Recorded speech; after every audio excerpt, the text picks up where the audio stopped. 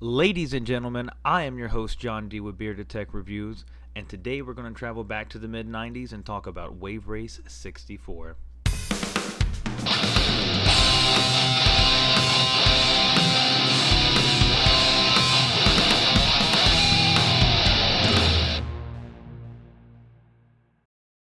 Developed by Nintendo EAD and published by Nintendo, Wave Race 64 saw a release date of September 27th, 1996 in Japan, with the North American version coming out a bit over a month later on November 1st of that same year. I remember walking into what was at the time Electronic Boutique, the subject of what will certainly be its own video in the future, in case anybody doesn't know what that is, and I'm sure it's many of you at this point. I remember walking up to the shiny new N64 and seeing one of the prettiest games I had ever laid eyes on at the time. Back then, this game was beyond what was previously possible, with water effects routinely being static, ugly, or simply not being able to be interacted with at all in most cases, up until this point. Although there are other redeeming qualities surrounding Wave Race 64, the water has always been first and foremost in the conversation. The buoyancy with which your watercraft interacts as it bounces around, takes corners, and even dives underwater to this day is a fun experience, and I will still argue that it's a beautiful game in its own right. There's simply an aesthetic that draws you in and invites you to spend some time in the sun, and I found myself wanting to go swim or lay out on a tropical beach after playing. Speaking of which, let's spend a minute talking about how the game actually plays, which for me has always been both fun and, I don't know, fucking frustrating.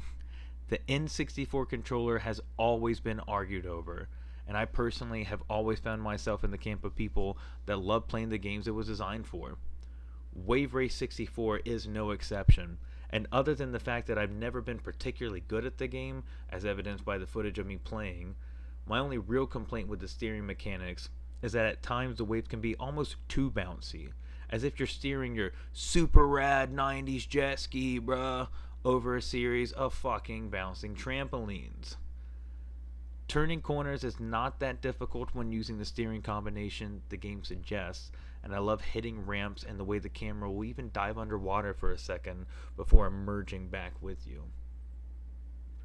This all does a great job at making you as the player feel as if you not only have a great degree of control over your character, but are actually there on the open waters, soaking everything in. The game features 3 single player modes, championship, time trials, and a stunt mode, as well as a competitive multiplayer mode.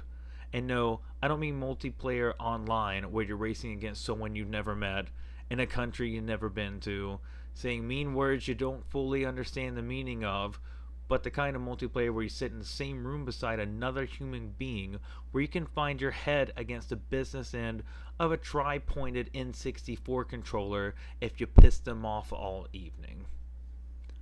Having never been a fan of time trials in racing games, that's probably the mode I played the least.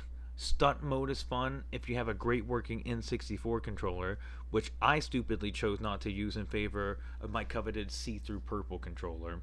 So I decided to simply take on the championship mode for this video.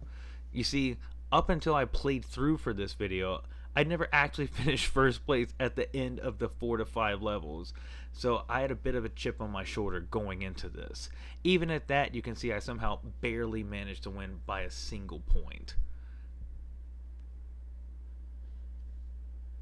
Being a racing game, the gameplay is as straightforward as one would imagine.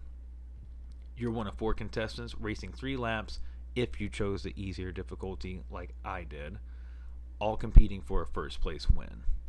Along your watery course are ramps that allow you to do airborne tricks and face sharp turns that really require you to have paid attention during the tutorial, as well as a series of buoys that you have to pass on the correct side. Doing so gives you a speed boost, while failing results in a penalty of a small speed loss, adding in some additional strategy to the racing game. If you continue missing buoys, the game weirdly decides that you suck too much to continue playing, and instead of restarting, you guessed it, takes you to the next level? I'm not sure of many games that penalize the player by just skipping them to the next level instead of making them try over. It's kind of like getting passed along in high school after failing the grade you're in. Seeing that water was a considerable talking point, I'd like to point out something I hadn't really paid attention to before as a kid and was pleasantly surprised by during this playthrough. And that is, the lighting in this game is surprisingly good for what it is. I was happy to see how beautiful of a shot it was when I would round a corner, only to be greeted by a ray of sun gleaming in the camera. Besides the fun level designs, which include gorgeous tropical beaches, still meadows, and even cramped, hectic shipyards, there's a good amount of random detail which is truly there to just further immerse you in the game itself. Random dolphins and whales swimming and jumping out of the water, fog effects that skew visibility for added challenge, flocks of birds flying overhead, all of this while on what is undoubtedly the most beautiful and dynamic water effects that were available during that generation of consoles.